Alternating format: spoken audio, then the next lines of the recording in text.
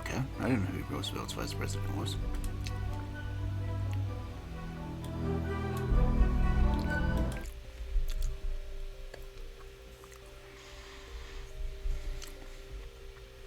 Nope, already lagging. Imagine that. Hey, Guilty. Welcome in and congrats on getting first.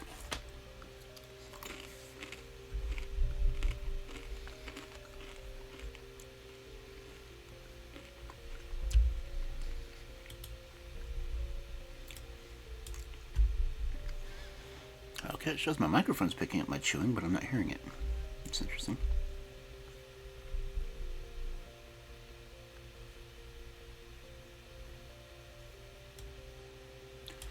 In fact, I'm not hearing myself at all.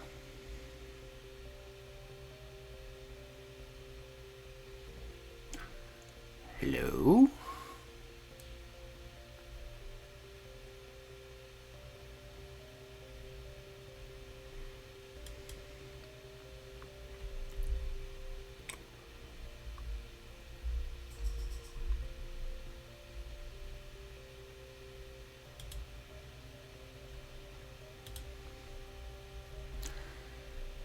Okay, well, this is really annoying. Am I even coming out?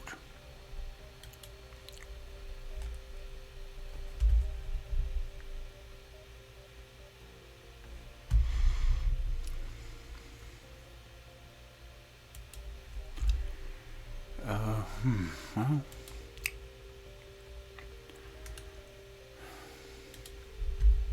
Hello?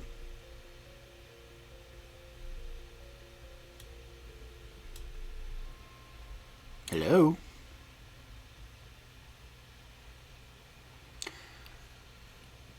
Okay, I'm not hearing anything. What the fuck?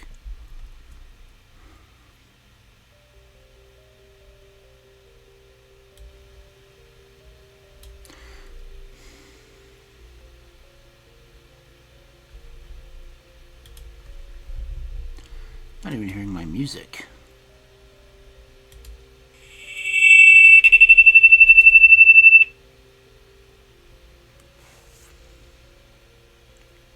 Oh, shit.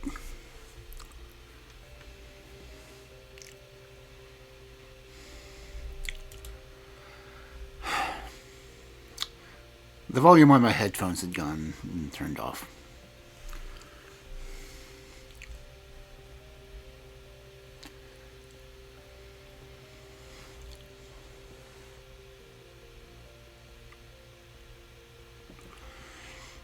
Well, that's... guess better than me not having any sound at all, I suppose.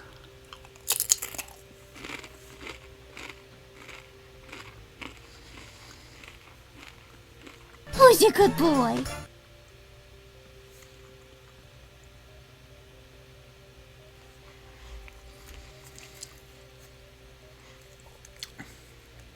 Yeah, it played.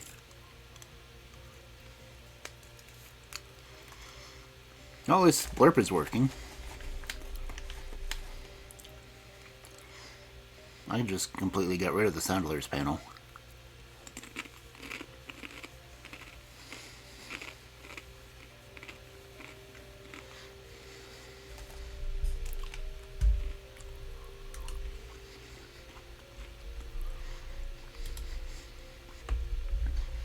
I don't think I've ever really had sound alerts work right. The entire time I've been doing this. It'll like work for a minute or two, and then it'll start cutting off sounds, and then it'll just do nothing.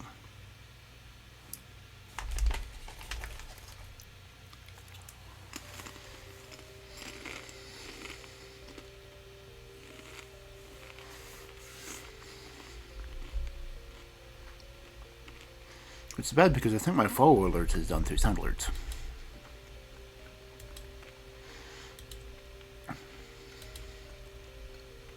I have that in the stream elements. Let me look real quick.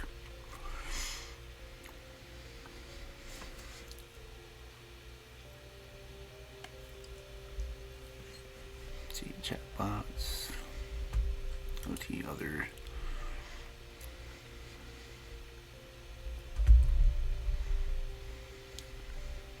Tools. activity feed.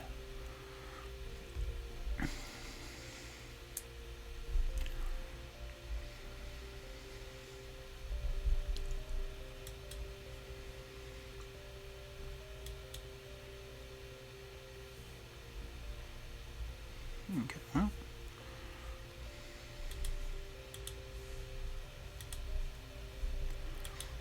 Oh.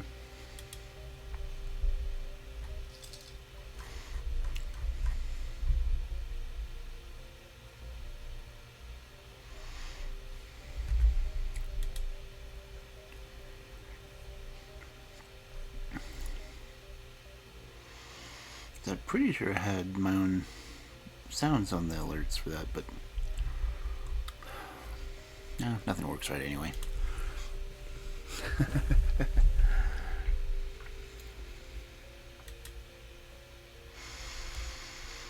At least I know that blurb works. I'm going to check to see if the monster TTS works. I mean, I do have it for the points redeem. Meantime, I'm going to keep eating chips.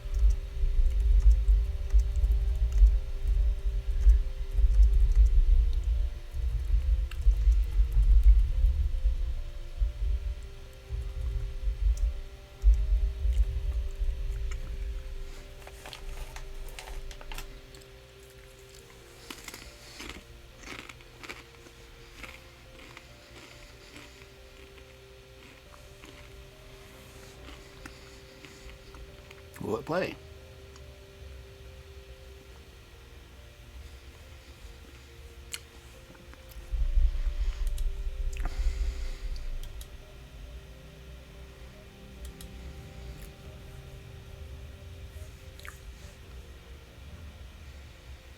I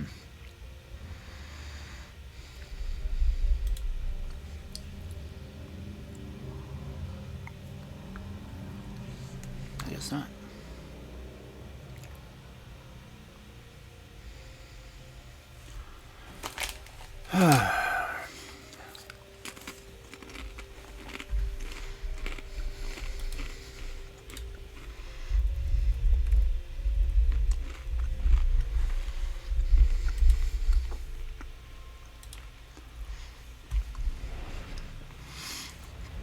I often wonder what my life would be like without Scuff. I guess I'll never know.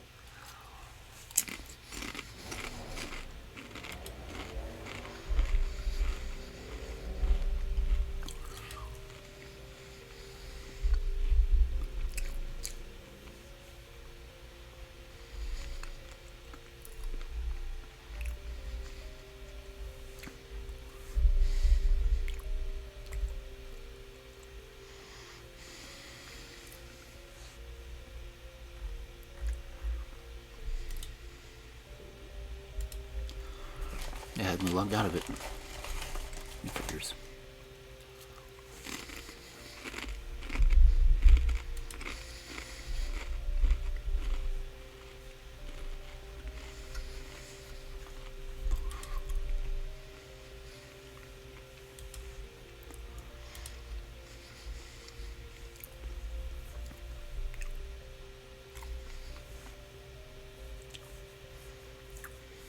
Okay, that's right.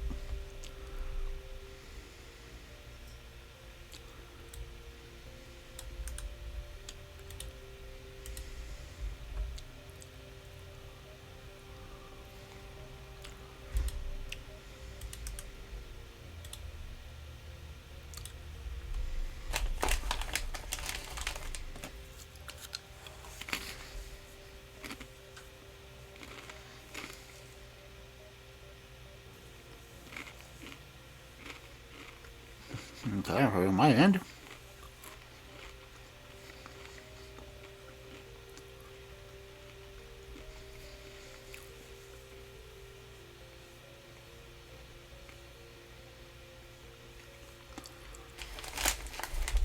But of course it didn't play.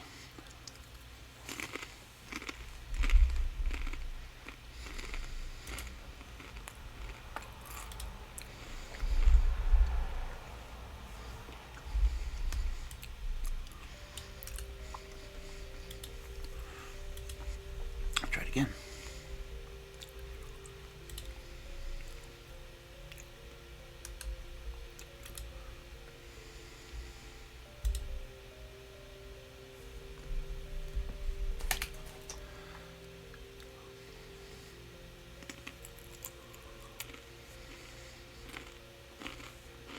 Okay.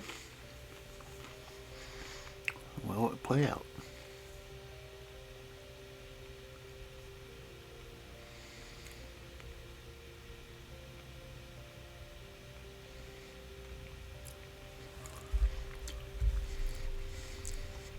Apparently not.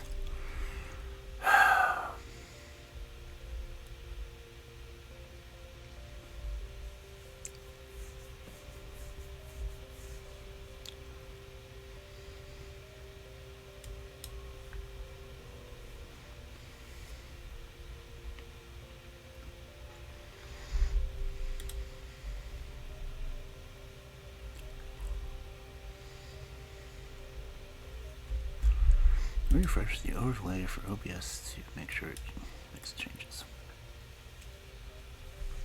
Alright then.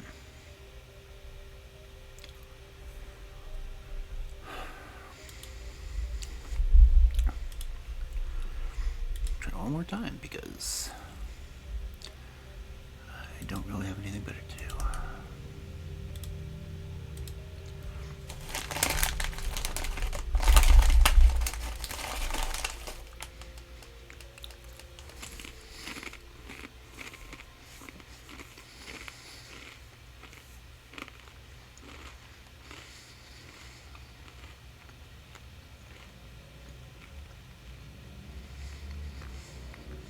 Still not playing.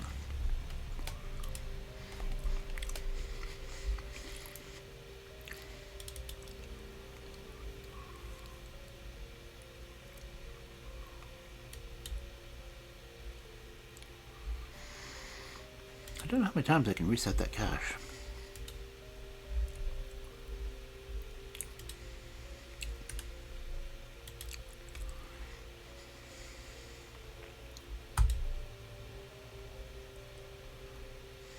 I'm going to use up all the credit ones that I can use before I even get to it.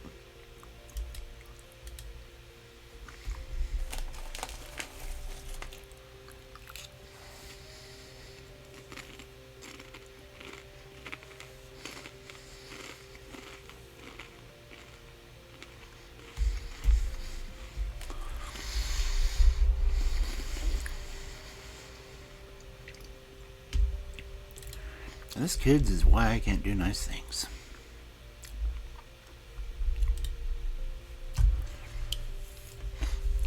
So anyway, it is fairy tale night. So we will be reading fairy tales.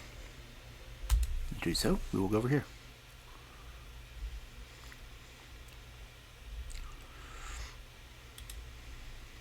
Make sure there's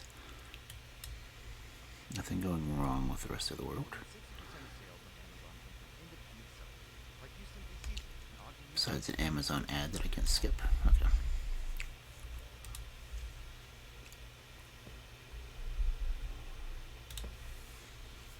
Okay. Sound effects are on.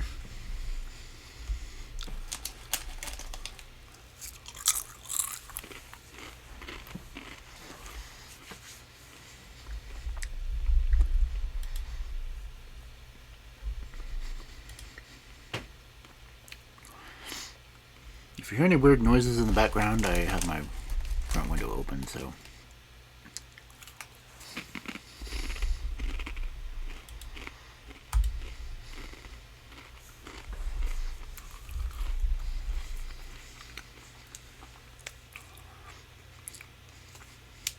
And I will hydrate.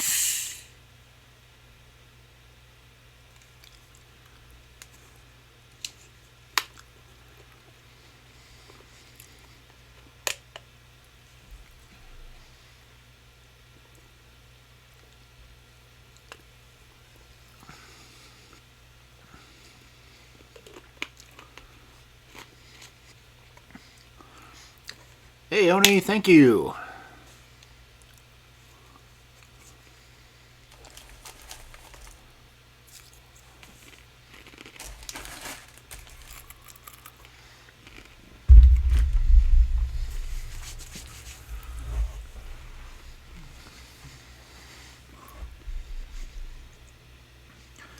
I can't even remember what I put for the goal, but still, thank you.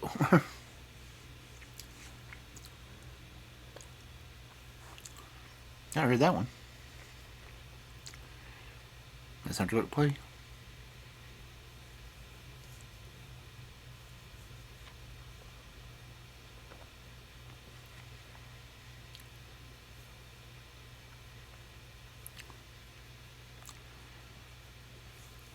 It's strawberry sojo. Cool.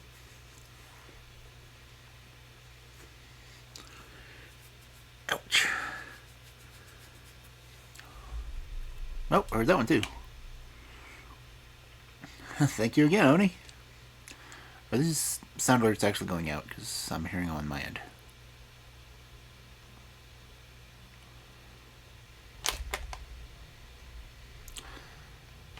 None of my sounds are wanting to go out. What the hell?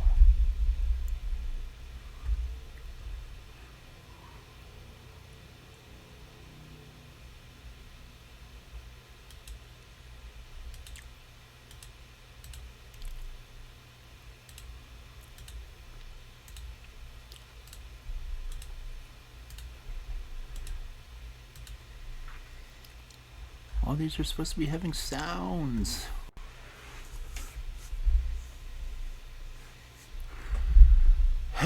Anyway.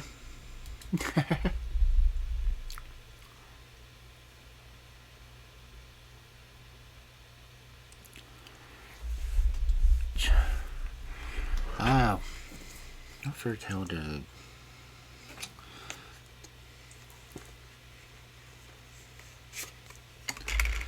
Okay. This is admittedly one of my better fairy tales because it's actually involves tomboys.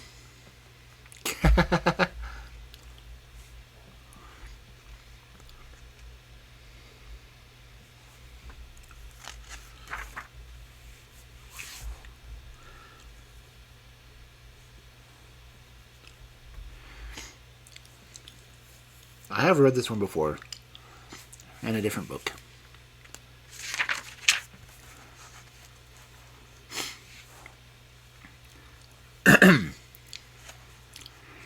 I really shouldn't talk about the fact I like tomboys on a fairy tale story reading, but I don't care. It won't be in the individual story. It'll be in the stream, so.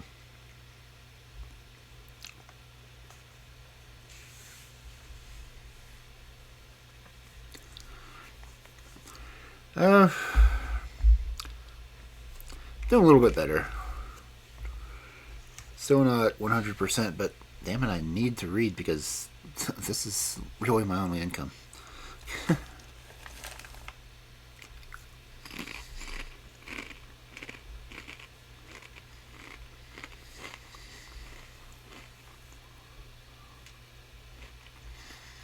Besides, liquefying stuff I have. I can say it's on the good side. The silver market seems to be going up, but that's kind of a bad sign for werewolves.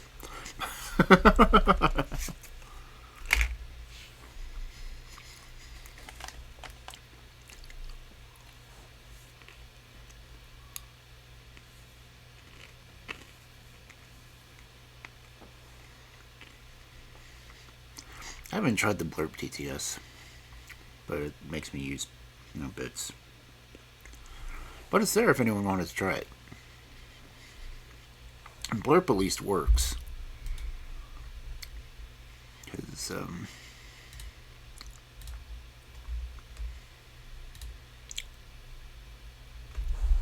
what's this one? Maybe. Maybe. Oh, come on.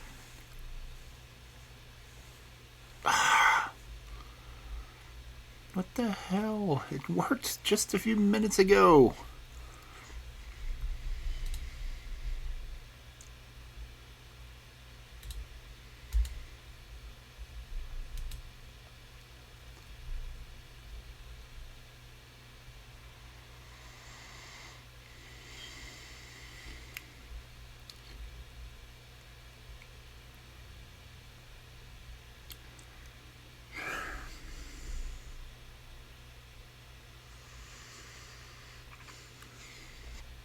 I really don't know what I'm doing with this thing.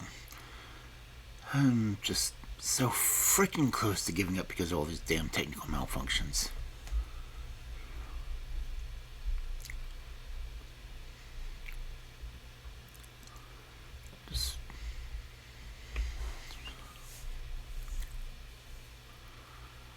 How can something work and then completely stop within 10 minutes?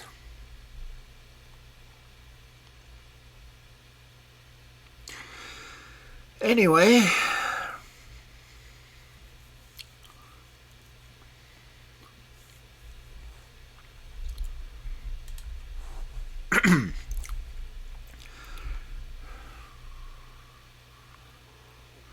yeah, but it's constant. It's just infuriating. It's not as if I have enough emotional trouble pushing myself to keep doing this anyway.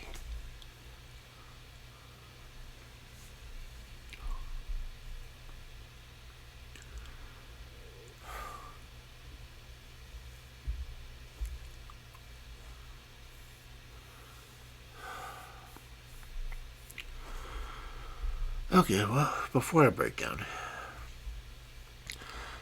First story for this evening, this wonderful Friday night of fairy tales, is the 12 Huntsmen. Once upon a time, there was a king's son who was engaged to a princess whom he dearly loved.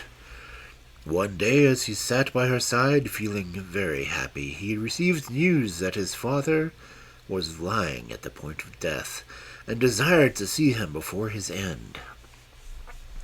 So he said to his love, "Alas, I must go off and leave you, but take this ring and wear it as a remembrance of me, and when I am king I will return and fetch you home." Then he rode off, and when he reached his father, he found him mortally ill and very near to death. The king said, "My dearest son, I have desired to see you again before my end. Promise me, I beg of you, that you will marry according to my wishes." And then he named the daughter of a neighboring king who was anxious should be his son's wife. The prince was so overwhelmed with grief that he could think of nothing but his father, and exclaimed, "Yes, yes, dear father, whatever you desire shall be done." Thereupon the king closed his eyes and died.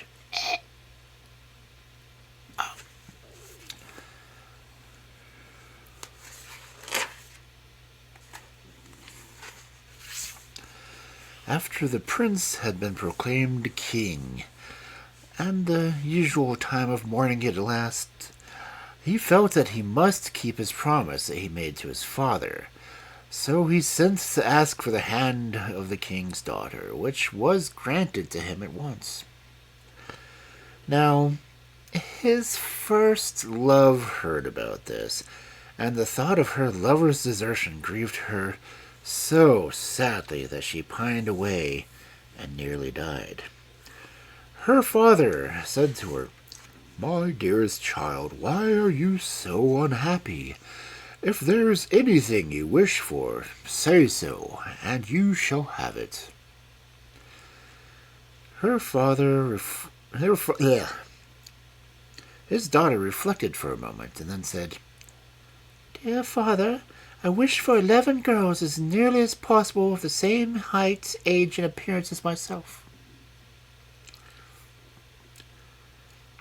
Said the king, "If the thing is possible, your wish shall be fulfilled." And he had his kingdom searched until he found 11 maidens of the same height, size, and appearance as his daughter. Then the princess desired 12 complete huntsman suits to be made, all exactly alike, and the 11 maidens had to dress themselves in 11 of the suits, while she herself put on the 12th. After this she took leave of her father and rode off with her girls to the court of her former lover. Here she inquired whether the king did not want some huntsmen, and if he would not take them all into his service.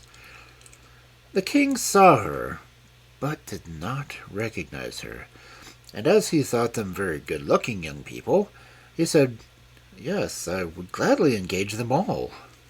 And so they became the 12 royal huntsmen. Now, the king had the most remarkable lion, for it knew every hidden and secret thing. One evening the lion said to the king, "So, you think you have got 12 huntsmen, do you?" "Oh, yes, certainly," said the king. "They are 12 huntsmen." "You are the mistaken," said the lion. "They are 12 maidens." "That possibly cannot be," replied the king. "How do you mean to prove that?"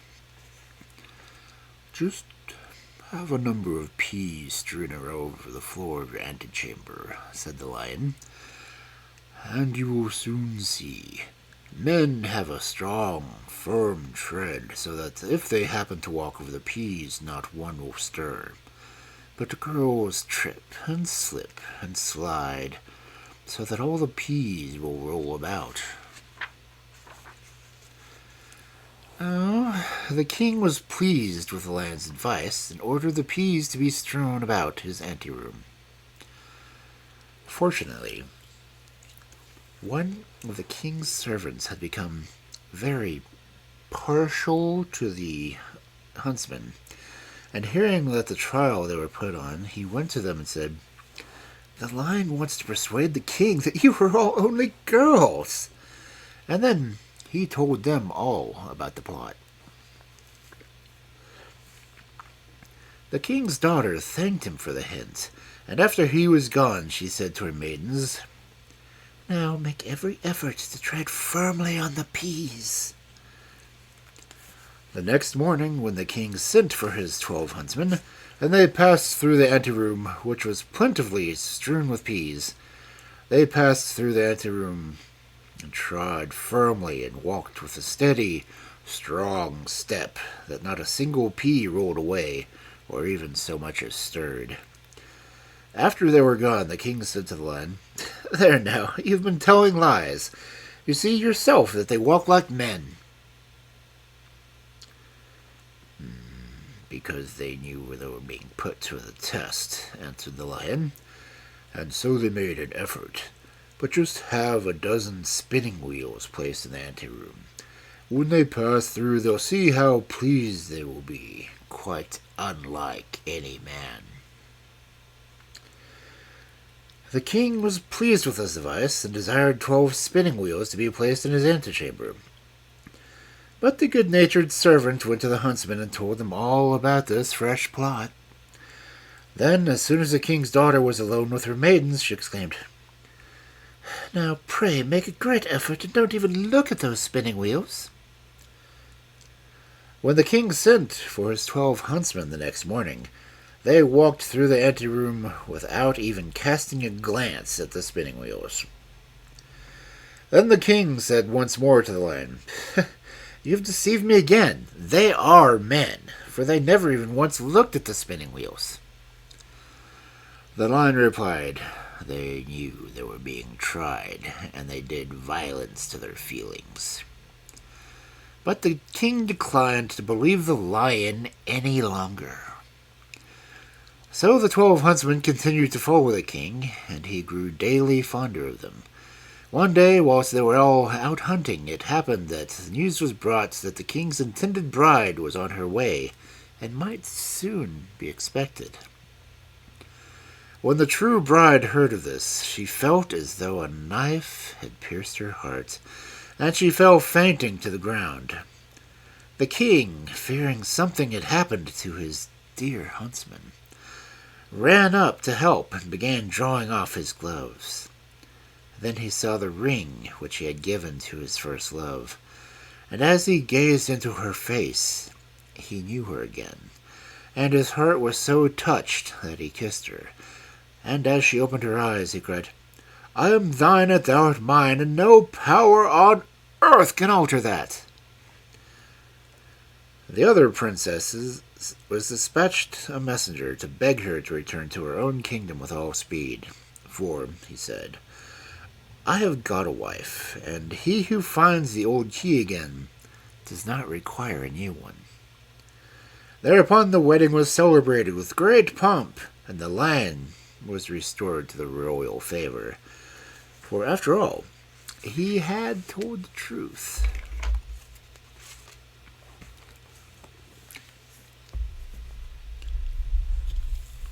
Despite being an incredibly sexist lion.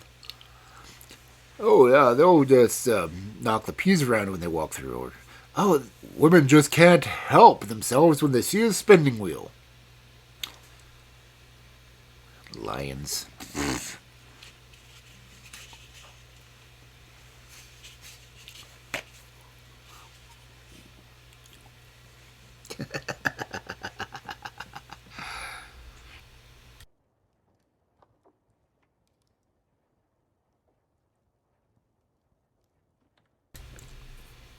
They're just a bunch of big cats anyway. But really, are those not just really sexist remarks? Like, oh, they're maidens. They can't help themselves to spinning straw into... Or no, they'll just slip and slide and scatter the peas all over the place.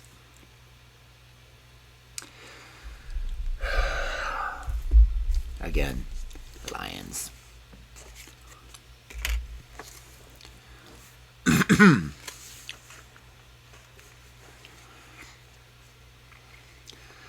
Anyway, our second story for this wonderful Friday night of fairy tales. Spindle, Shuttle, and Needle.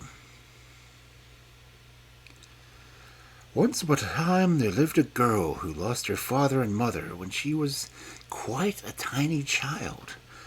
Her godmother lived all alone in a little cottage at the far end of the village, and there she earned her living by spinning, weaving, and sewing.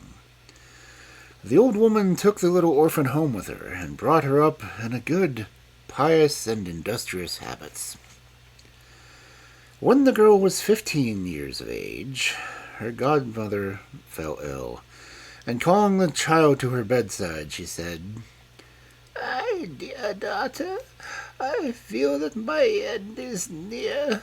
I leave you my cottage, which will at least shelter you, and also my spindle, and my weaver's shuttle, and my needle, with which you will earn your bread."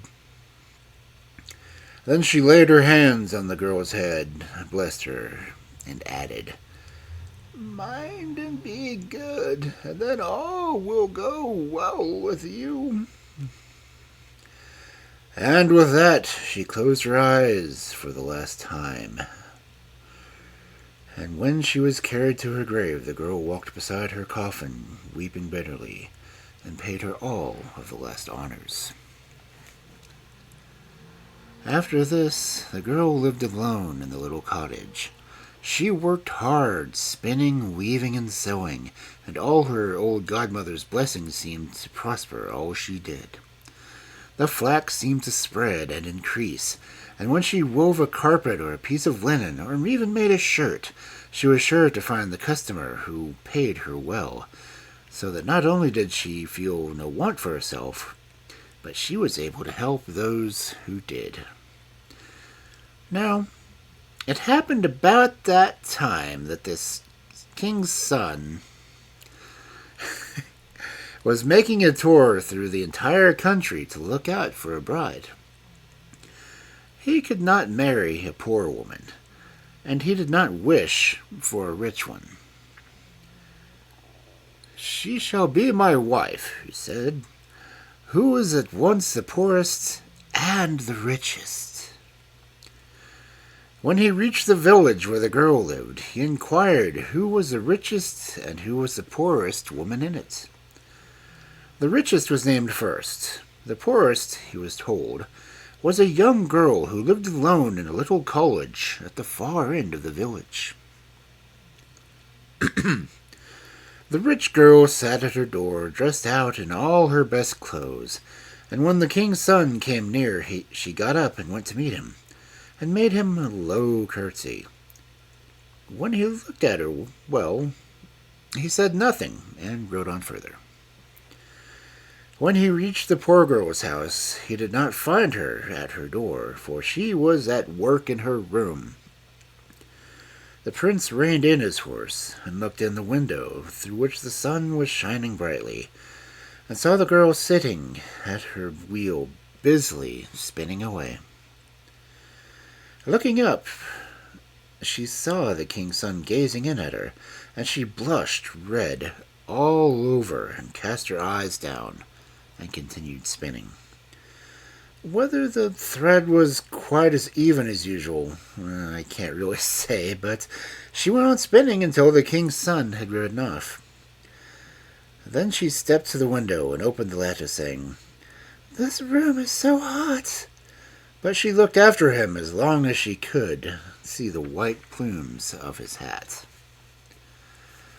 Then she sat down at her work once more and span on, and she did so with an old saying, which she had often heard her grandmother repeat whilst at work, and it came into her head, and she began to sing. Spindle, spindle, go and see if my love will come to me.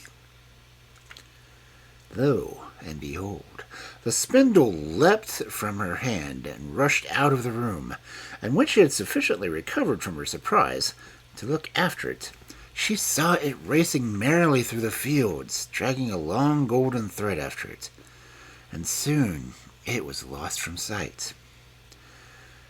The girl, having lost her spindle, took up the shuttle, and seating herself at her loom, began to weave.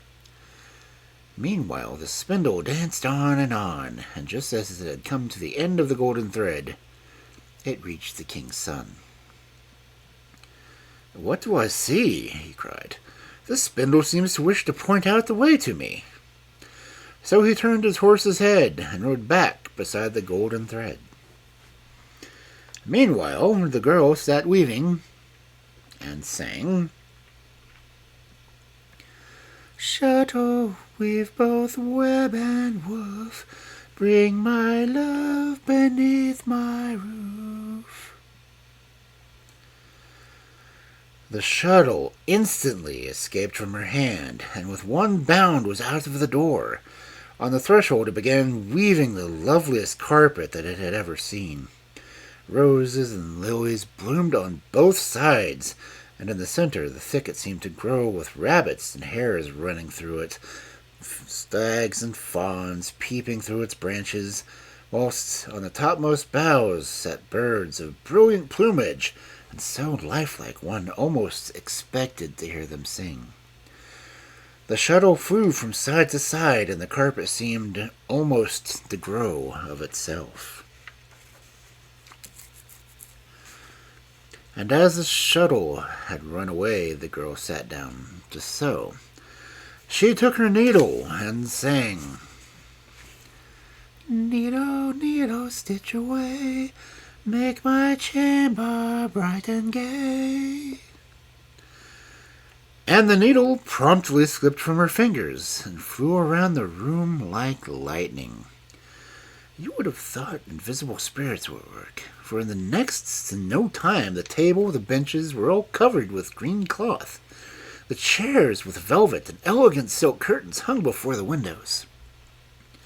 The needle had barely put it in its last stitch when the girl, glancing at the window, spied the white-plumed hat of the king's son, who was being led back by the spindle with the golden thread.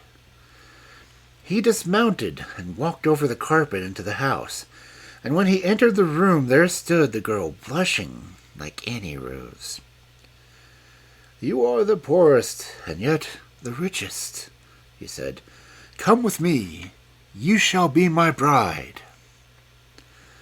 She said nothing, but she held out her hand, Then he kissed her and led her out, lifted her on his horse, and took her to his royal palace, where the wedding was celebrated with great rejoicings.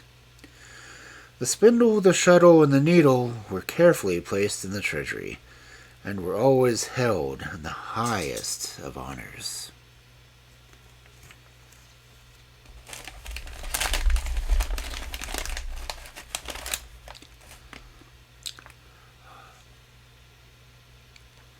Don't you think every fairy tale should have a song in it? No.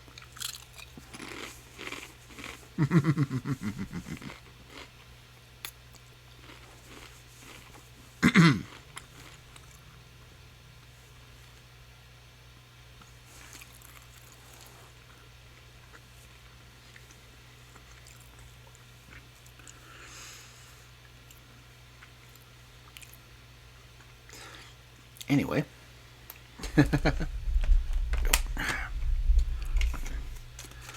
Normally I could open my Coke bottles one-handed, but it's not working today.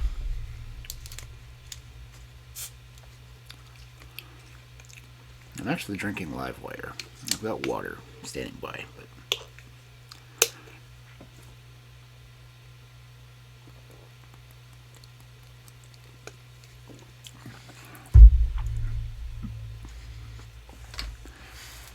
I'm actually kind of surprised my cats haven't started meowing at me. They do that from time to time. Ouch.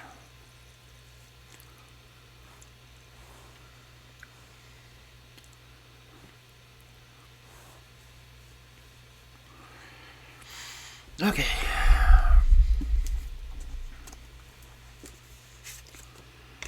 How many stories do I have left in this book? Okay, I've got a few left. Well, several.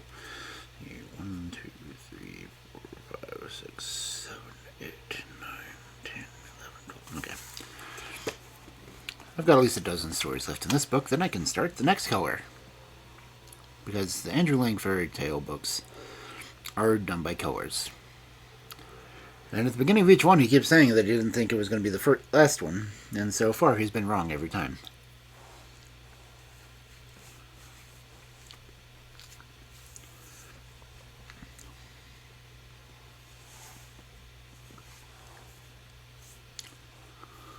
I think all in all, there might be...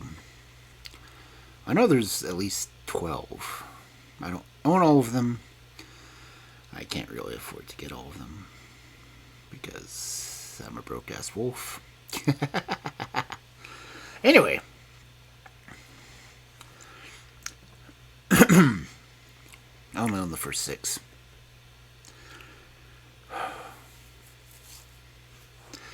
Anyway, again, our next story for this Friday night of fairy tales: The Crystal Coffin. Now, let no one say that a poor tailor can't get on in the world, and indeed even attain the very highest honors. Nothing is required but to set the right way to work. But of course, the really important thing is to succeed. A very bright, active young tailor once set off on his travels, which led him into a wood, and as he did not know the way, he soon got lost. Night came on, and there seemed to be nothing for it but to seek the best resting place.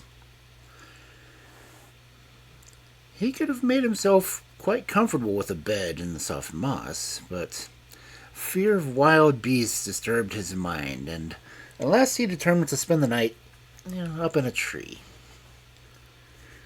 He sought out a tall oak tree and climbed up to the top, and felt devoutly thankful that his big smoothing iron was in his pocket, for the wind in the treetops was so high that he might have easily been blown away altogether.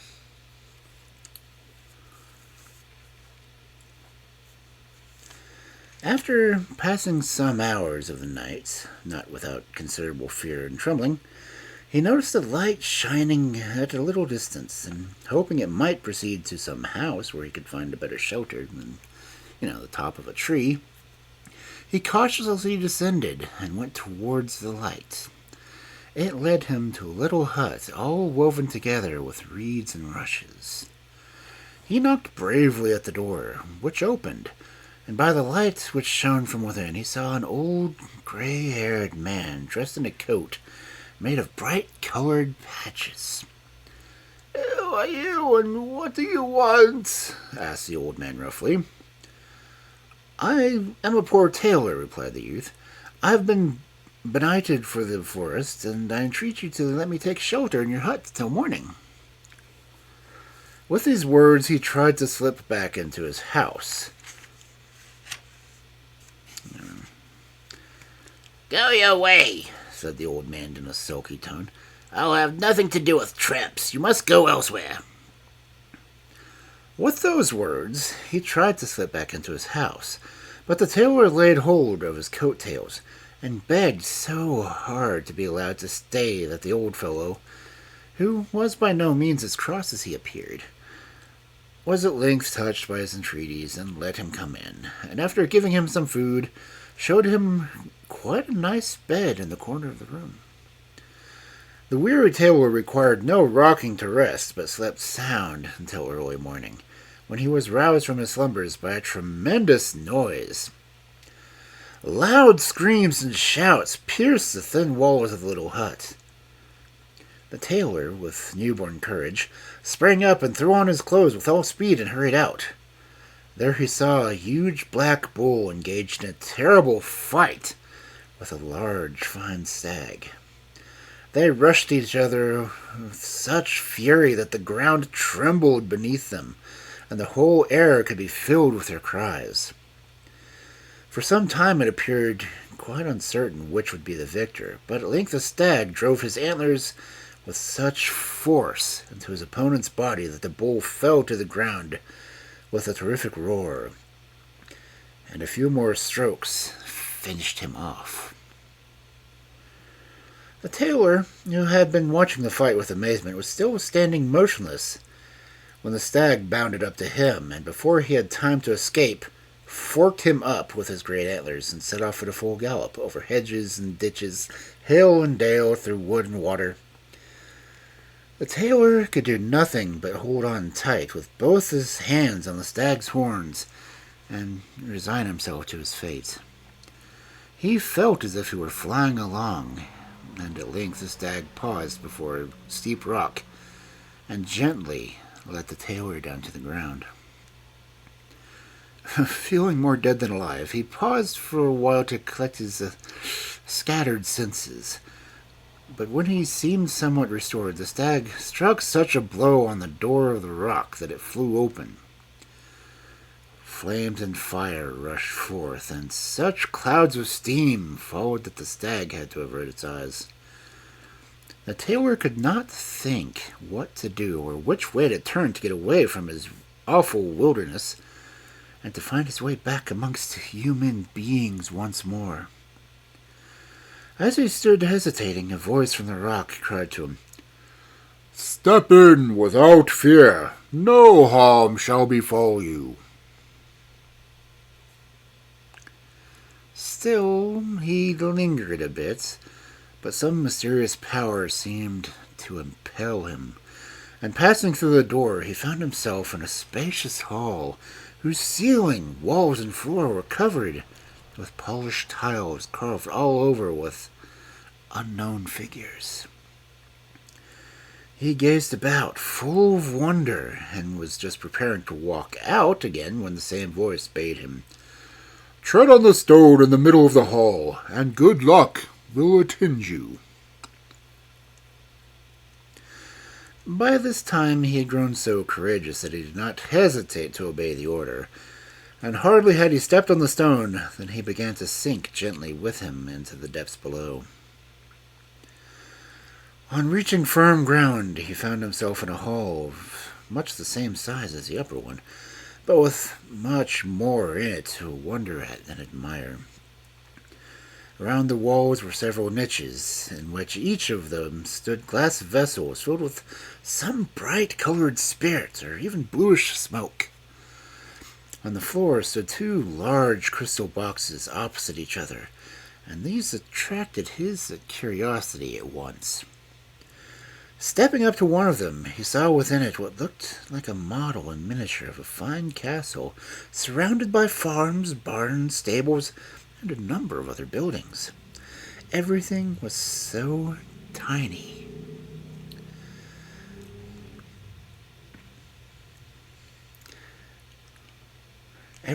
And so beautifully and carefully finished that it might have been the work of an accomplished artist. He would have continued gazing much longer at his remarkable curiosity had it not been the voice desired him to turn around and look at the crystal coffin which stood opposite.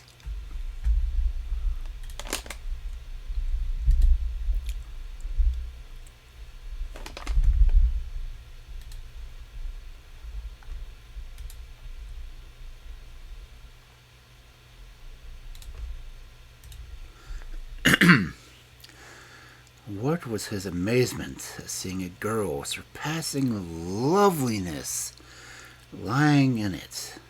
She lay as though sleeping, and her long fair hair seemed to wrap around her like some costly mantle. Her eyes were closed, but the bright color in her face and the movement of a ribbon which rose and fell with her breath left no doubt as to her being alive. As the tailor stood gazing at her with a beating heart, the maiden suddenly opened her eyes and started with delighted surprise.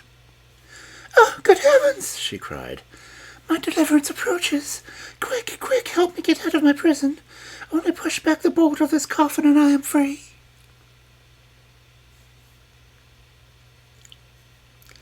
The tailor promptly obeyed, and she quickly pushed back the crystal lid and stepped out of the coffin and hurried to a corner of the hall, where she proceeded to wrap herself in a large cloak. Then she sat down on a stone and desired the young man to come near her, and giving him an affectionate kiss, she said, "My long-hoped-for deliverer, kind heaven has led you to me, and has at length put an end to all my sufferings. You are my destined husband, and beloved to me, and endowed with every kind of riches and power. You shall spend the remainder of your life in peace and happiness. Now sit down and hear my story. I am the daughter of a wealthy nobleman. My parents died when I was very young, and they left me to the care of my oldest brother, by whom I was carefully educated. We loved each other so tenderly, and our tastes and interests were so much alike, that we determined never to marry, but to spend our entire lives together. There was no lack of society at our home. Friends and neighbors paid us frequent visits, and we kept open house for all. Thus it happened that one evening a stranger rode up to the castle and asked for hospitality, as he could not reach the nearest town that night. We granted his request with ready courtesy, and during supper he entertained us with the most agreeable conversation, and mingled with amusing anecdotes. My brother took such a fancy in him that he pressed him to spend a couple of days with us, which, after a little hesitation, the stranger consented to do. We rose late from the table, and whilst my brother was showing our guest to his room, I hurried to mine, for I was very tired and longing to be in bed. I had hardly dropped off to sleep when I was roused by the sound of some soft, charming music. Wondering whence it had come, I was about to call to my maid who slept in the room next to mine, when, to my surprise, I felt as if some heavy weight was on my chest and had been taking all the power from me, and I lay there unable to utter the slightest sound. Meantime, by the light of the night lamp, I saw the stranger enter my room through the double doors that had been securely locked. He drew near me and told me that through the power of his magic arts he had caused the soft music to awaken me, and had made his way through the bolts and bars to offer me his heart and his hand. My repugnance to his magic was so great that I would not consent to give an answer. He waited motionless for some time, hoping no doubt for a favorable reply, but as I continued silent he angrily declared that he would find any means to punish my pride, and therewith he left the room in a rage. I spent the night in the greatest agitation, and only fell into a doze towards morning. As soon as I awoke, I jumped and hurried to tell my brother all that had happened. But he had left his room, and his servant told me that he had gone out at daybreak to hunt with a stranger. My mind misgave me, and I dazed and dressed in all haste, had my palfrey saddled, and rode at full gallop towards the forest, attended only by one servant. I pushed on without pausing, and ere long I saw the stranger coming towards me, and leading a fine stag. I asked him where he had left my brother, and how he had got the stag.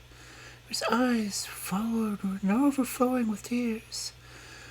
Instead of answering me, he began to laugh, and I flew into such a rage that I drew a pistol and fired at him. But the bullet rebounded from his breast and struck my horse in the forehead. I fell to the ground, and the stranger muttered some words which robbed me of my senses. When I came to myself, I was lying in the crystal coffin in the subterranean vault.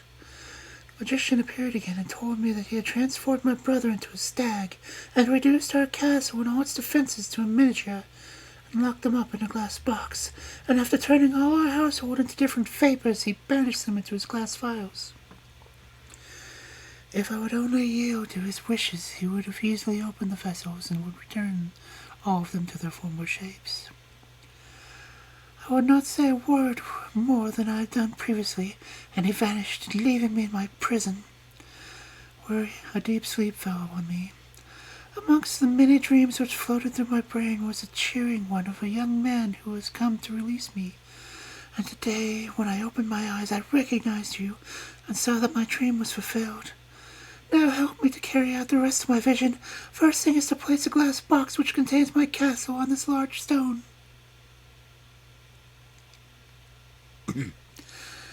As soon as this was done, the stone gently rose through the air and transported them to the upper hall, whence they easily carried the box into the outer air.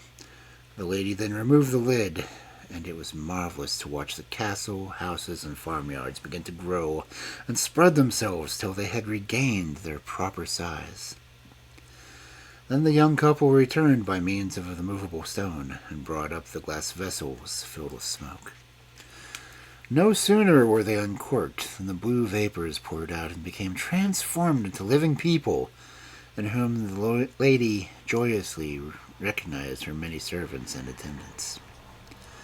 Her delight was complete when her brother, who had killed the magician under the form of a bull, was seen coming from the forest in his proper shape, and that very day, according to her promise, she gave her hand in marriage to the happy young tailor.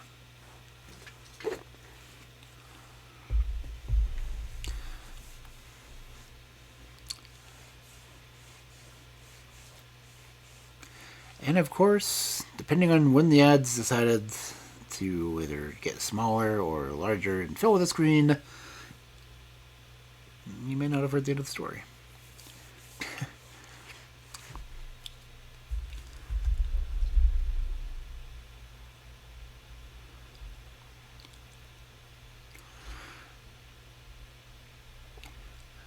Let's say, thank you for the raid, Wastes. Bringing everyone in with you. I hope they enjoyed the end of the fairy tale. See, Kel actually did her job.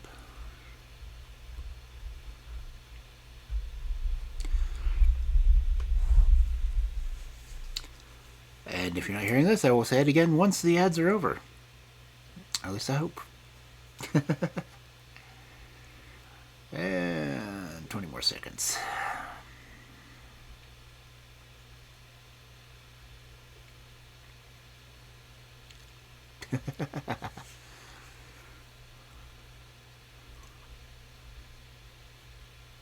Five, four, three. Oni did the hydrates. Thank you, Oni. I shall drink now.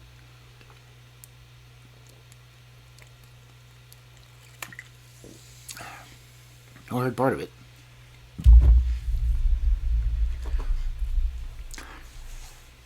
Will it play in the stream?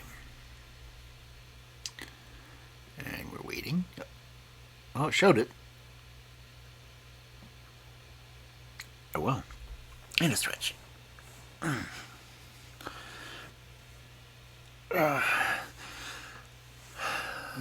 Welcome, Wace, and your chatters. I hope you had a good stream. I can't remember what you and Matsu were talking about. I didn't get in there to lurk for once. I'm sorry. Where anyone that came in for the story, how far did I get before the ad started so I can go ahead and tell you how it ended? Because I have no problem rereading what was missed.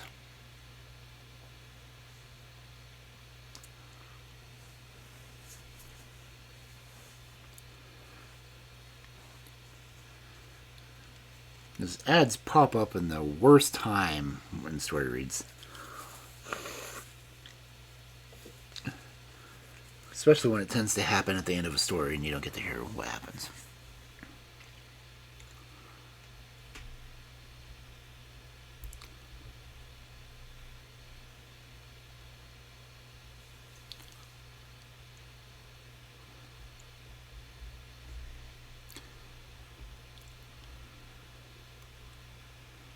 I have the pre-roll ads turned off, but you know, the regular scheduled ads usually have like 3 minutes every hour.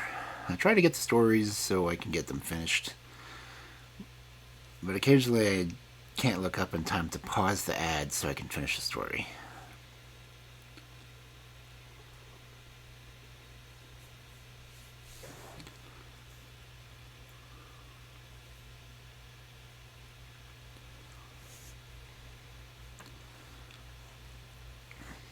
I would say, well, it's kind of a given they lived happily ever after.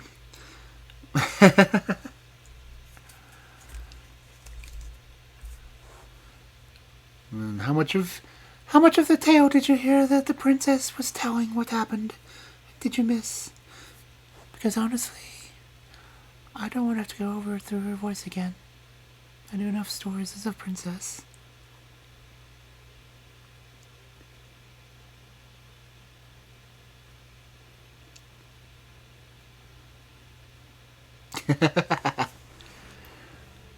There's only so many times I can pull off a woman's voice. And at least there weren't any songs in this one. Like the previous two stories.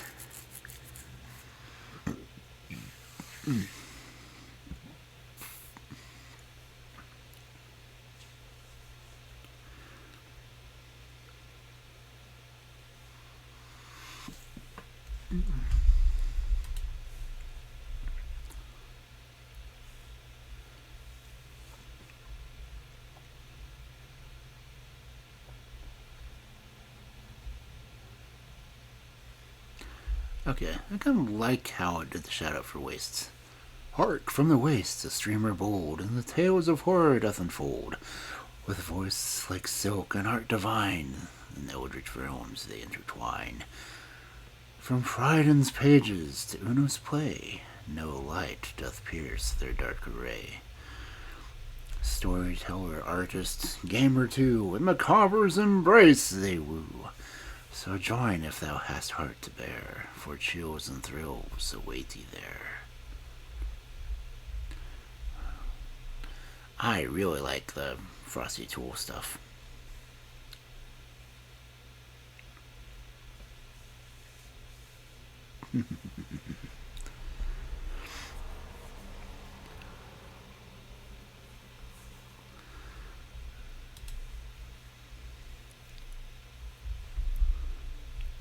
I hear like 3 different streams in my ears right now. It's kind of weird.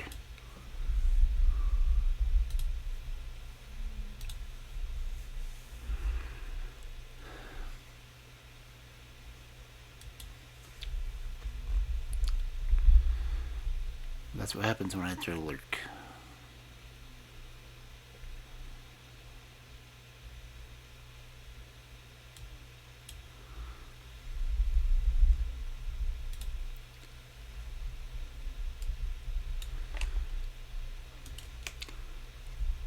So, I will stretch once more and begin the next tale.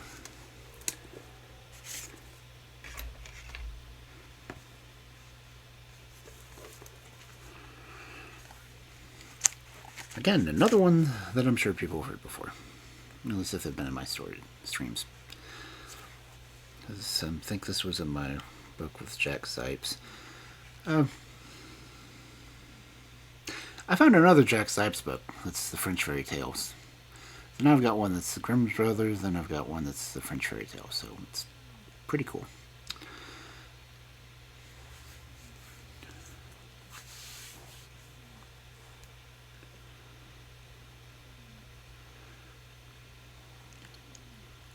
I really need to just record my backlog someday, but if I get a new setup arranged, I will definitely make some studio time for that. But anyway, our next wonderful tale for this Friday night of fairy tales: The Three Snake Leaves. There was once a poor man who could no longer afford to keep his only son at home. So he said, son, I'm going to start over. I'm already getting people confused. I'm not even drinking. So, The Three Snake Leaves. There was once a poor man who could no longer afford to keep his only son at home. So the son said to him, Dear father, you are so poor that I am only a burden to you. I'd rather go out into the world and see if I can earn my own living. The father gave him his blessing and took leave of him with much sorrow. About this time, the king of a very powerful kingdom was carrying on a war. The youth therefore took service under him and went on the campaign. When they came before the enemy, a battle took place, and there was some hot fighting, and it rained bullets so thickly that his comrades fell around him on all sides. And when their leader fell, two the rest wished to take the flight. But the youth stepped forward and encouraged them and called out, We must not let our country be ruined! And then they followed him, and he pressed on and defeated the enemy. When the king heard that he had to thank him alone for the victory, he raised him higher than anyone else in rank, and gave him great treasures and made him the first in the kingdom. The king had a daughter who was very beautiful, but she was also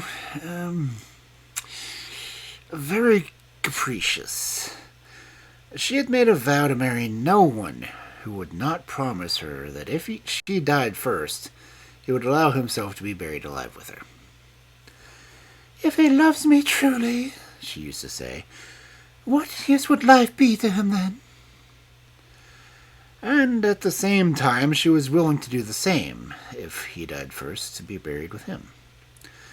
This curious vow had up to this time frightened away all the suitors, but the young man was so captivated by her beauty that he hesitated at nothing and asked her hand of her father.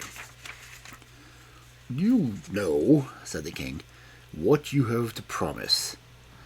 I shall have to go into her grave with her, he answered, if I outlive her, but my love is so great that I do not think of the risk. So the king consented, and the wedding was celebrated with great splendor. Now they lived for a long time very happily with each other, but then it came to pass that the young queen fell seriously ill, and no doctor could save her. And when she lay dead, the young king remembered what he had promised, and it made him shudder to think of lying in her grave alive. But there was no escape. The king had set guards before all the gates, and it was not possible to avoid his fate. When the day arrived on which the corpse was to be laid in the royal vault, he was led there. Then the entrance was bolted and closed up.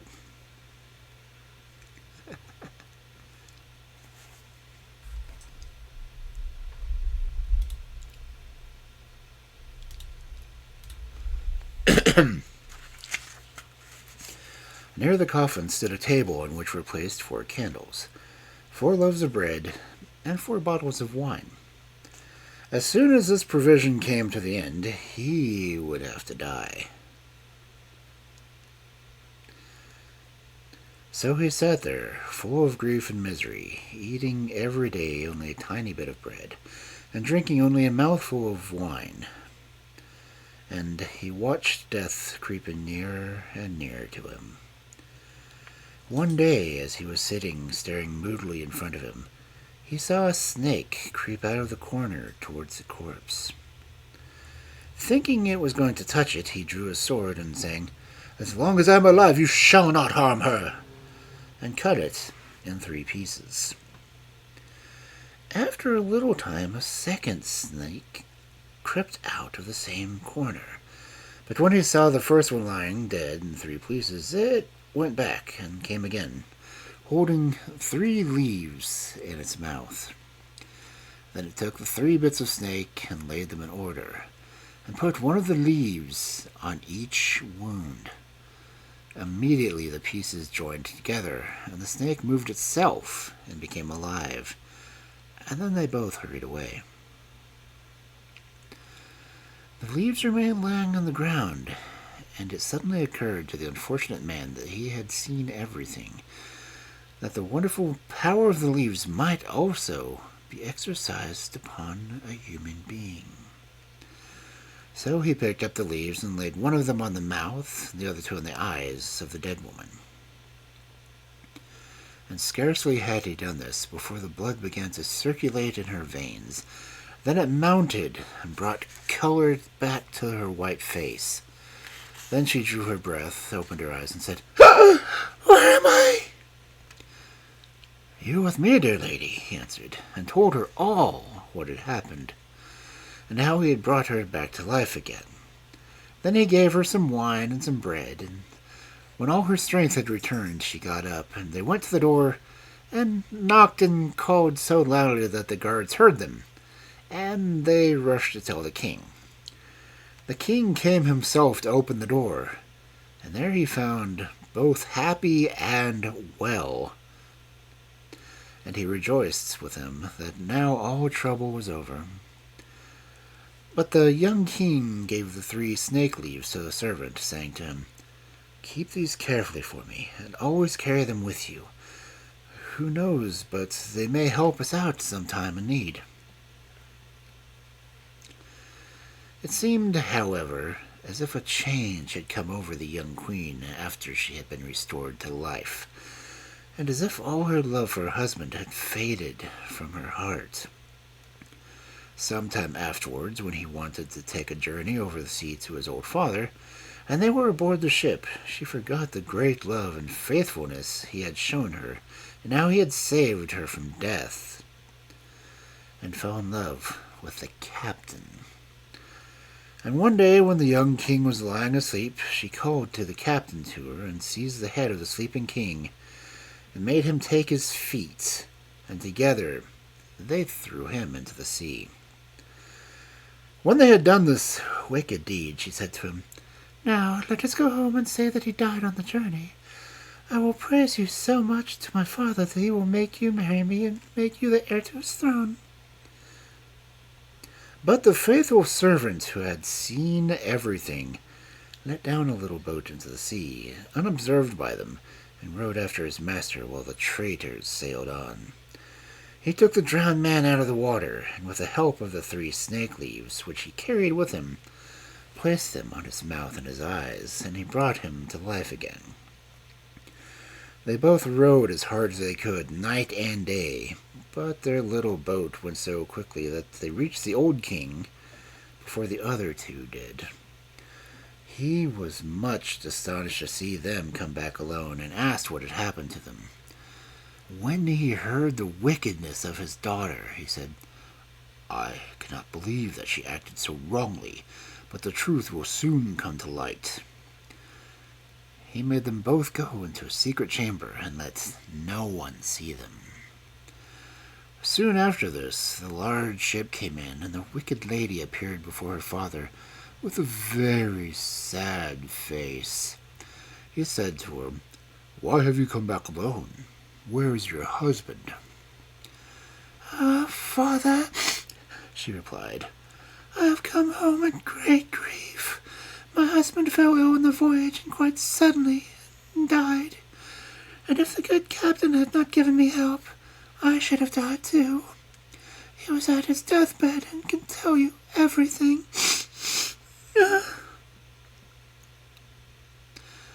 The king said, I will bring the dead back to life again. And he opened the door of the room and called them both out. The lady was as a thunderstroke when she caught sight of her husband, and fell on her knees and begged for mercy. But the king said, You shall have no mercy. He was ready to die with you, and you restored you to life again, but you killed him when he was sleeping, and shall receive your just deserts. So she and her accomplice were put in a ship which was bored through with holes, and were drawn out into the sea, where they soon perished below the waves.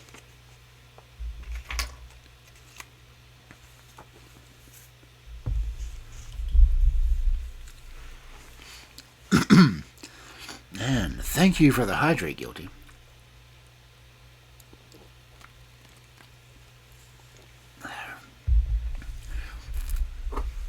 I mean, after she died, I don't guess they were technically married anymore, so the whole contract would have been broken, but still. I guess it depends on the vows you take.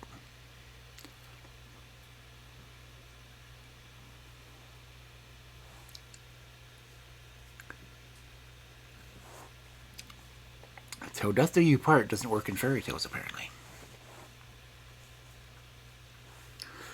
Or she was just, well, not something I would say in polite society. But she reminds me of my mom, if you get the gist. Okay. Well, she gives my mom a bad name.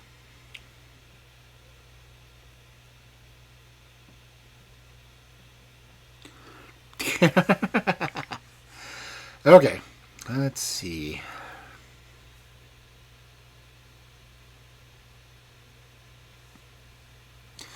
Anyway.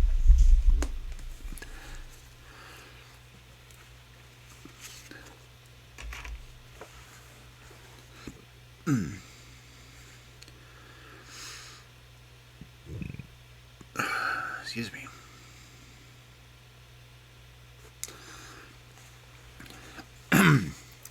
So our next wonderful story for this Friday night of fairy tales. The Riddle.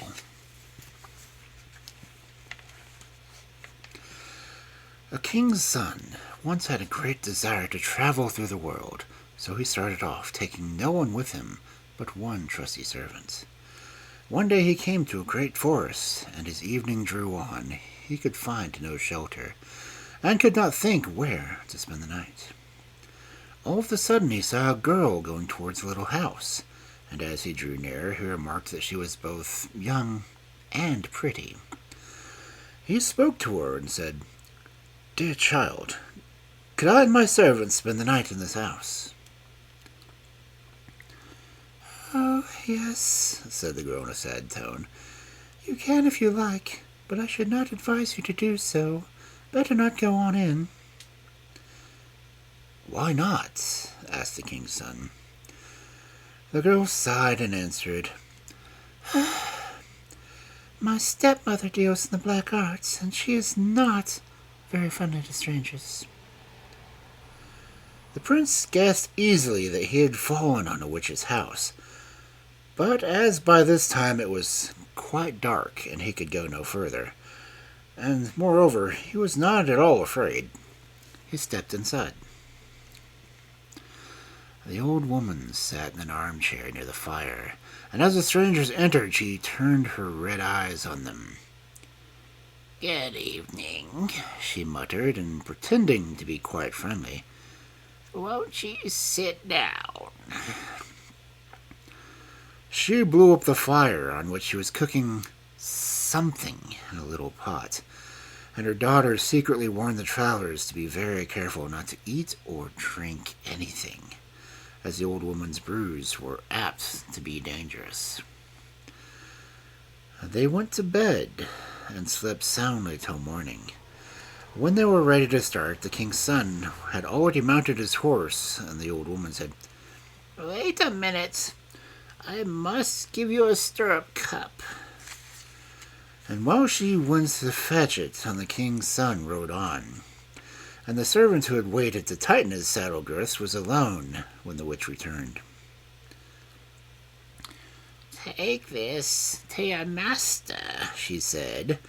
But as she spoke, the glass cracked and the poison spurted all over the horse, and it was so powerful that the poor creature sank down dead.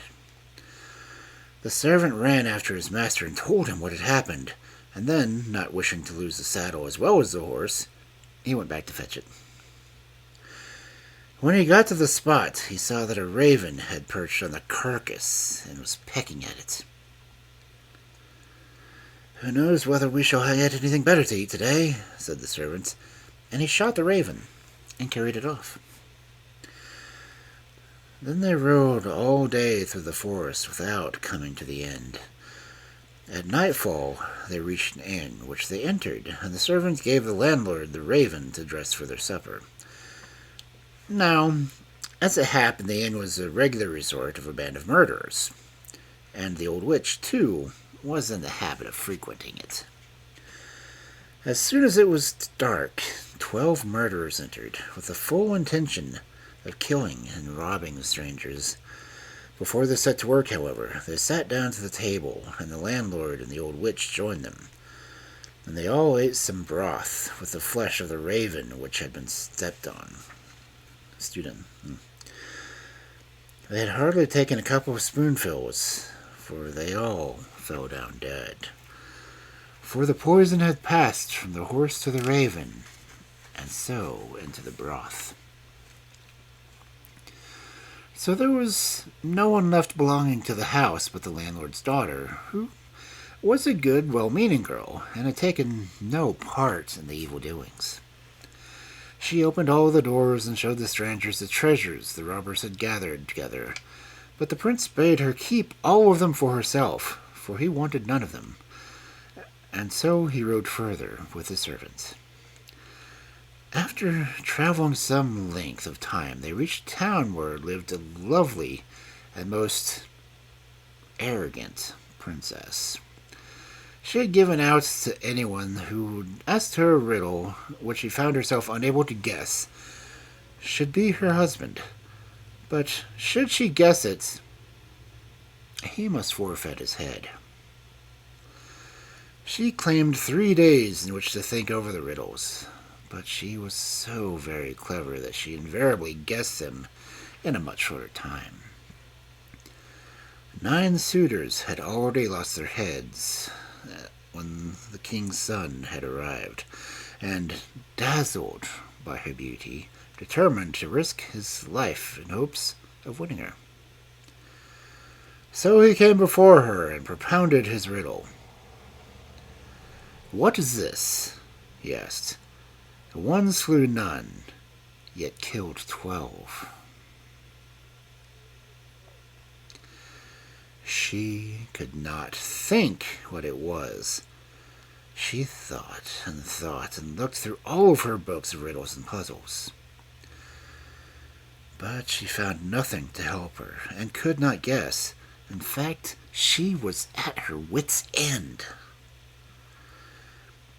As she could not think of any way to guess the riddle, she ordered her maid to steal at night into the prince's bedroom and to listen, for she thought that he might mention, perhaps talk aloud in his dreams, and so betray his secret.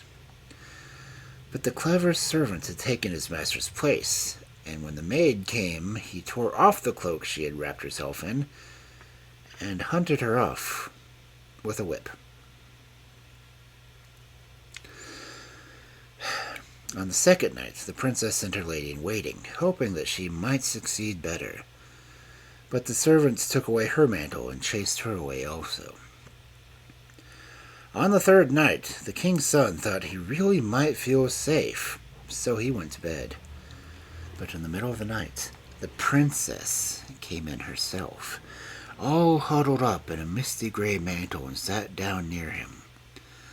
When she thought he was fast asleep, she spoke to him, hoping he would answer in the midst of his dreams, as most people do.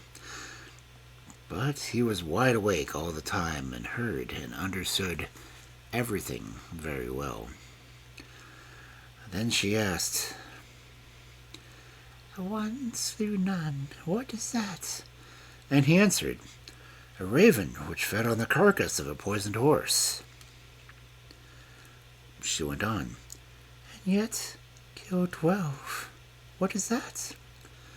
"Those are 12 murderers who ate the raven and died of it."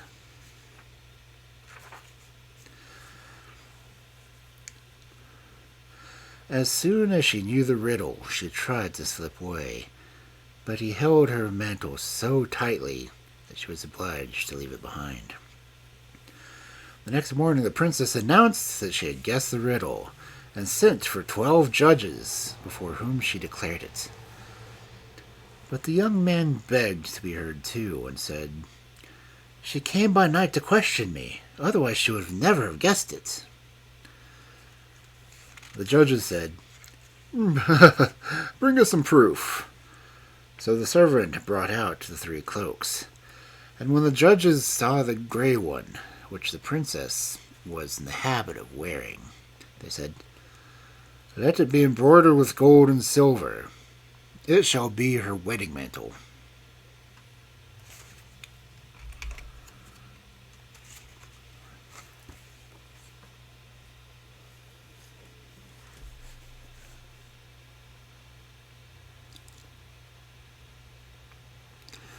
Who would want to marry an arrogant princess?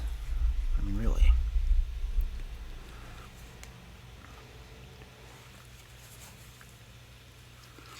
I mean, not all princesses are arrogant, but still.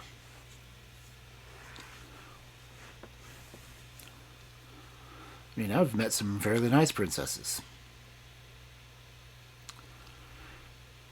I haven't really met many queens, though. Well, I've met 2, I think. It was a long time ago. And I like the fact that a Corvus Squire came up in Pokemon. In a story I'm talking about a poisoned raven.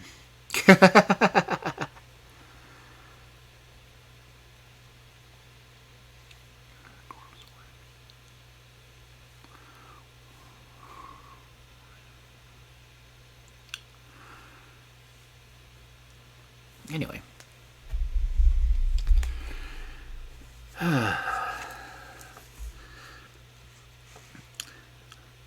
Hopefully no one will laugh at the title of this next story, or anytime I have to say his name. I have read this one again before, but it's another one from the Jack Spire's book that I read like a year ago. One of the other reasons why I need more fairy tales.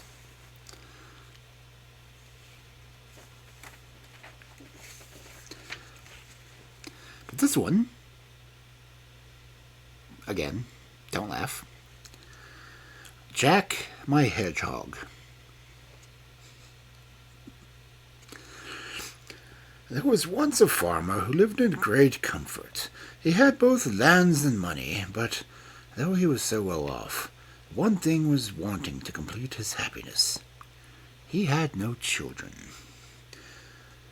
Many and many a time, when he met other farmers at the nearest market town, they would tease him, asking how it came about that he was childless. At length he grew so angry that he exclaimed, "I must and will have a child of some sort or kind, even if it should only be a hedgehog." Not long after this, his wife gave birth to a child, but though the lower half of this little creature was a fine boy, from the waist upwards it was a hedgehog. So that when the mother first saw him, she was quite frightened, understandably, and said to her husband, "There now, you have cursed the child yourself." The farmer said, "What's the use of making a fuss? I suppose this creature must be christened, but I don't know how we are to see anyone to ask him to sponsor him. And what should we call him?" "There's nothing we can possibly call him but Jack, my hedgehog," replied his wife. So they took him to be christened, and the parson said, "You'll never be able to put that child in a decent bed on account of the prickles." Which was true, but they shook down some straw from behind the stove, and there he lay for 8 years. His father grew very tired of him, and often wished him dead. But he did not die, but he lay there 3 years after. Now, one day there was a big fair at the market town to which the farmer meant to go, so he asked his wife what he should bring her from it. "Oh, some meat and a couple of big loaves for the house," she said. Then he asked the maid what she wanted, and she said a pair of slippers and some stockings. Lastly he said, "Well, Jack, my hedgehog, what shall I bring you?" "Daddy," he said, "do bring me a bagpipe." When the farmer came home, he gave his wife and the maid the things they had asked for. But then he went behind the stove and gave Jack, my hedgehog, the bagpipes. When Jack got his bagpipes, he said, "Daddy, do go to the smithy and have a horse cock shod for me, and then I'll ride off and trouble you no more."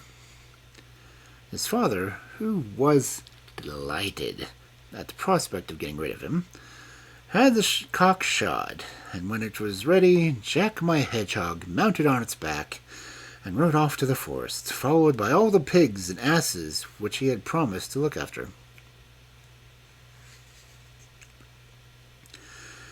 Having reached the forest, he made the cock fly up to the top of a very tall tree with him, and there he stood, looking after his pigs and donkeys, and he sat on and on for several years, till he had quite a big herd.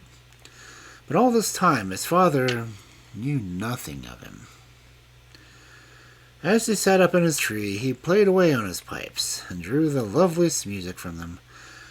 As he was playing one day, a king, who had lost his way, happened to pass close by, and hearing the music, he was much surprised, and sent one of his servants to find out where it came from.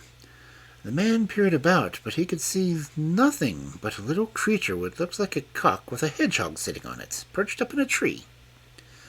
The king desired the servant to ask the strange creature why it sat there, and if it knew the shortest way to his kingdom.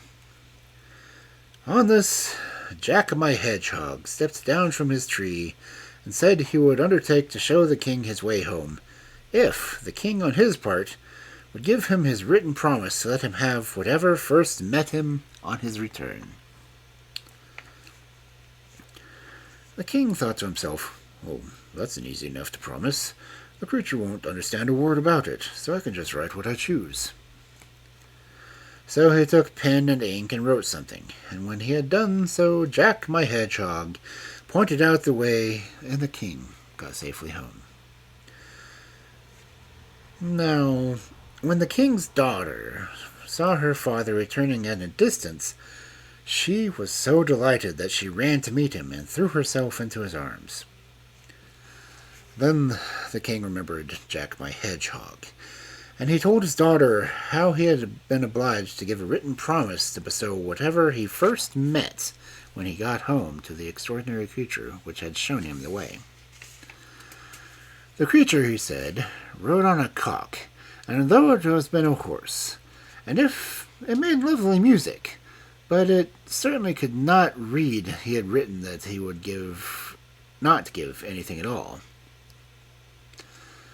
At this the princess was quite pleased, and saw how cleverly her father had managed, for that, of course, nothing would induce her to have gone off with Jack, my hedgehog. Meantime, Jack minded his asses and pigs and sat aloft in his tree and played his bagpipes and was always merry and cheery. After a time, it so happened that another king had lost his way and passed by his servants and escorts, wondering how he could find his way home, for the forest was pretty vast. He too heard the music and told one of his men to find out whence it came. The man came under the tree, and looking up to the top, there he saw Jack my Hedgehog astride his cock. The servant asked Jack what he was doing up there. "I'm minding my pigs and donkeys, but what do you want?" was his reply. Then the servant told him they had lost their way and wanted someone to show it to them. Down came Jack my Hedgehog with his cock, and told the old king he should show him the right way if he would solemnly promise to give him the first thing he met in front of his castle. The king said yes, and gave Jack a written promise to that effect. Then Jack rode on in the front, pointing out the way, and the king reached his own country in safety. Now, he had an only daughter who was extremely beautiful, and who was delighted at her father's return and ran to meet him, threw her arms around his neck and kissed him heartily. Then she asked where he had been wandering so long, and he told her how he had lost his way in the forest and might never have reached home but for this strange creature, half man, half hedgehog, which rode a cock and sat up in a tree making lovely music, and which had shown him the right way. He also told her how he had been obliged to pledge his word to give this creature the first thing which met him outside his castle gate, and he felt very sad at the thought that she had been the first thing to meet him. But the princess comforted him, and said she would be quite willing to go with Jack my Hedgehog whenever he came to fetch her, because of the great love she bore her dear old father. Jack my Hedgehog continued to herd his pigs, and they increased in number till there were so many that the forest seemed full of them. So he made up his mind to live there no longer, and he sent a message to his father telling him to have all the stables and outhouses of the village cleared, as he was going to bring such an enormous herd that all who might kill what they choose. His father was much vexed with the news, for he thought Jack had died long ago. Jack my Hedgehog mounted his cock, and driving his pigs before him into the village, he let everyone kill as many as they chose. And such a hacking and hewing of pork went on that you might have heard it for miles off.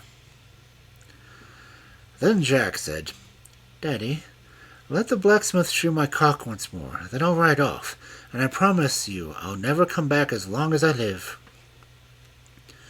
So the father had the cock shod, and rejoiced in the idea of getting rid of his son. Then Jack my Hedgehog set off for the first kingdom, and there the king had given strict orders that if anyone should be seen riding a cock and carrying a bagpipe, he was to be chased away and shot at, and on no account to be allowed to enter the palace. So when Jack my Hedgehog rode up, the guards charged at him with their bayonets, and he put spurs to his cock, and flew up over the gate right to the king's window, let himself down on the sill, and called out that if he was not given what was promised him, both the king and his daughter should pay for it with their lives. Then the king coaxed and entreated his daughter to go with Jack, so as to save both their hides. The princess dressed herself all in white, and her father gave her a coach with 6 horses and servants with gorgeous liveries and quantities of money. She stepped into the coach, and Jack my Hedgehog, with his cock and pipes, took his place beside her. They both took leave, and the king expectfully never set eyes on them again. But matters turned out very different from what he had expected. For when they had gotten a certain distance from town, Jack tore off all the princess's clothes from her, pricked her all over with his bristles, saying, "That's what you get for treachery. Now go back. I have no more to say to you."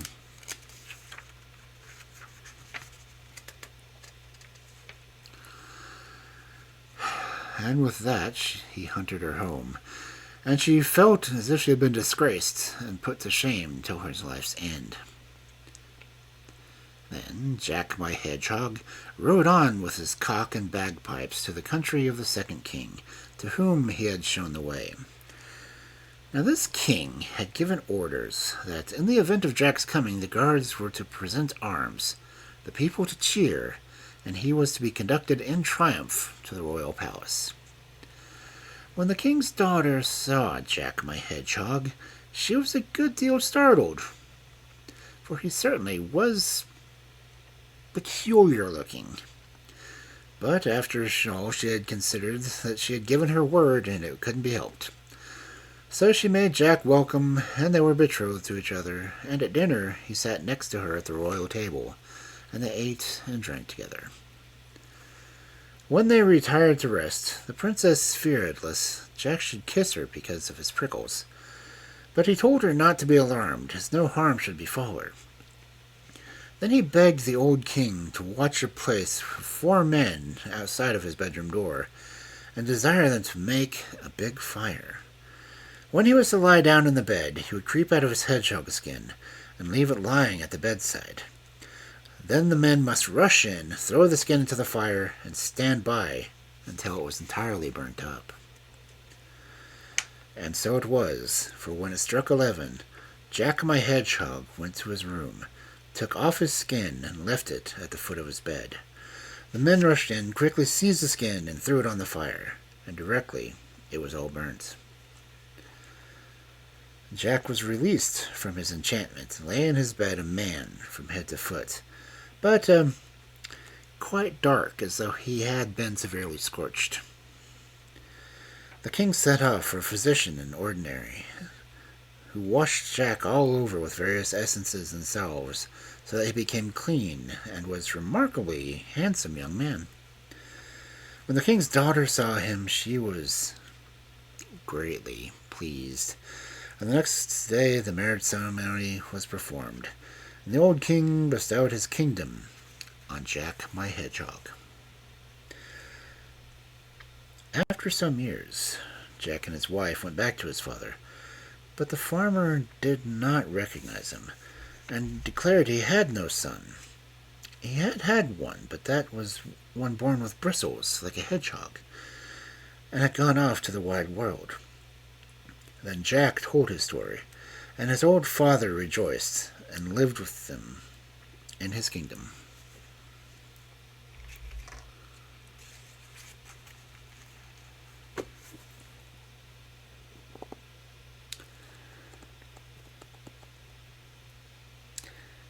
Jack's father was a prick.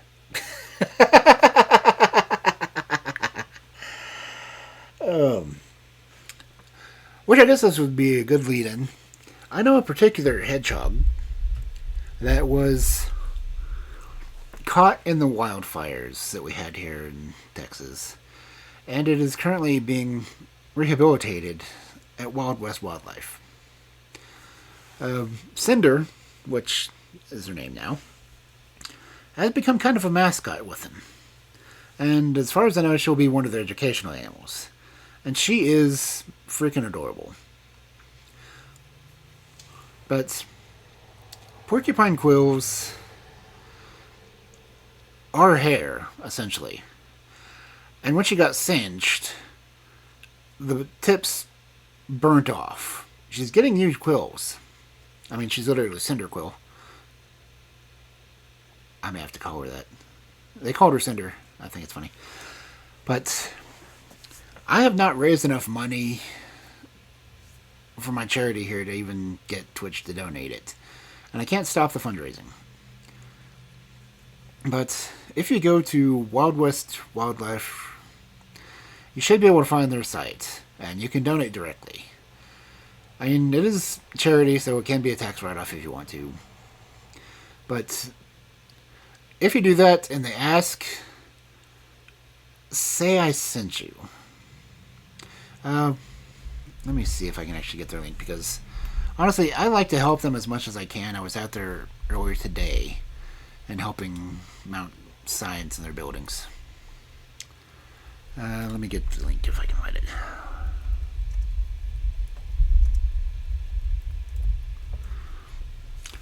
Let me get the link. Okay. But of course, this is going to be wildwestwildlife.com. But if you can go there and donate, I would greatly appreciate it. Or if you want to donate through my link, hopefully I'll get enough to be able to send it to them. Honestly, I think every time I'm out there, I leave at least $20, but I do it in like cash, so I don't have any way to track it. But this is a place where my family has been active with the rehabs. I've been out there a few times. I've helped feed the wild babies, and I've even taken a possum out there myself that was injured. Their on-site veterinarian, her name is actually Dr. Wolf. So, of course, you know.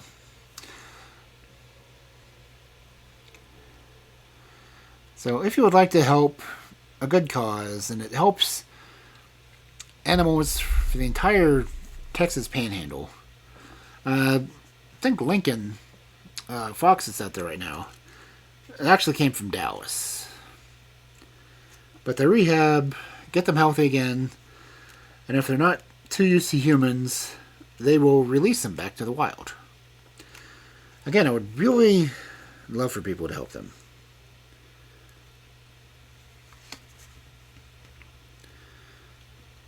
And again, if you do it, tell them that I sent you. They would probably appreciate it and be confused as hell. Because, you know, I go by my human name when I'm out there. But I think I'm probably going to go ahead and call it for the night. Because the next story would be considerably longer, and I don't want to go that far over time. Let me double check, just to make sure.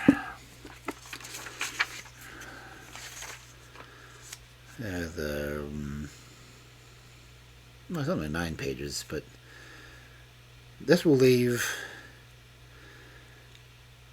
2 more weeks for this book.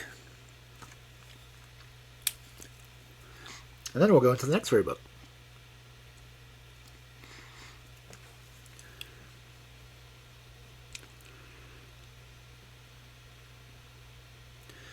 Because I've got The Golden Lads, The White Snake, The Story of the Clever Tailor, The Golden Mermaid, The War of the Wolf and the Fox, The Story of the Fisherman and His Wife, The Three Musicians, and The Three Dogs. And that's all that's left of the Green Fairy book.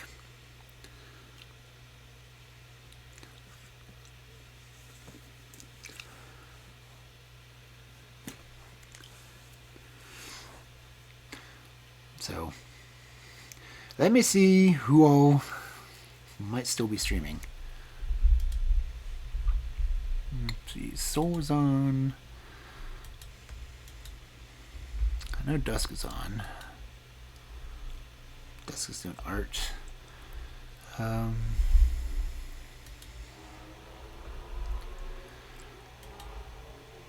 don't know if any of the other storytellers are still on. Let me look.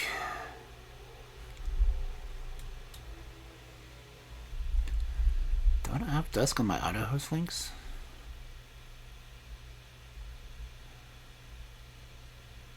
I could have sworn I'd added more people. Anyway.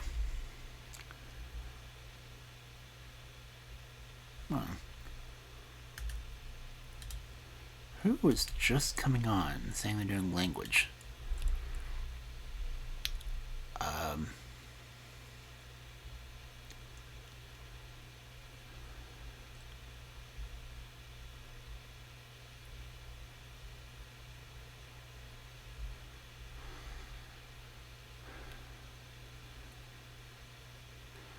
Okay, I don't think I've actually been in Celine's streams.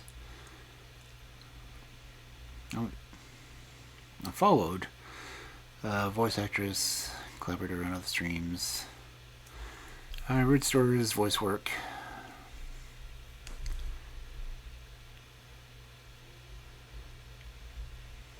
No, she's gonna be doing Duolingo.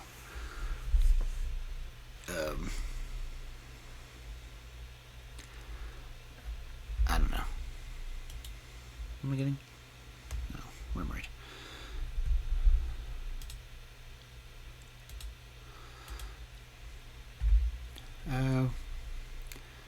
I haven't really done much with her, so I don't really want to raid in just to be,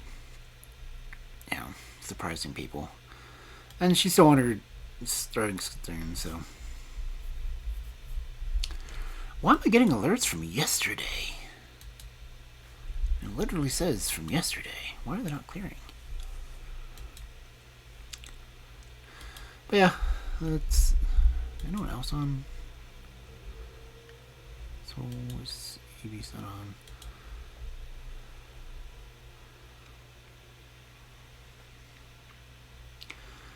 So what was listed as just chatting?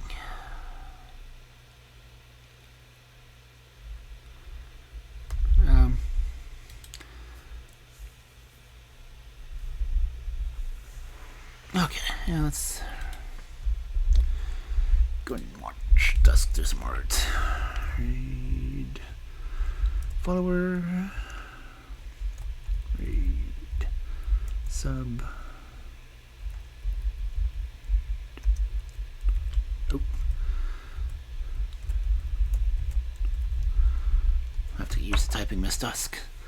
But again, thank you everyone for coming in. I will hopefully not be feeling bad next week so I can get into the new Gaslight stories. Oh, wait. What the heck was that?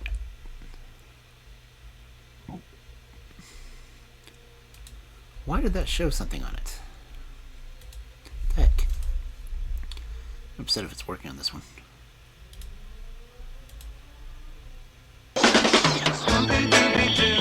Where are you? We got some work to do now. Oh, you're kidding me? I'm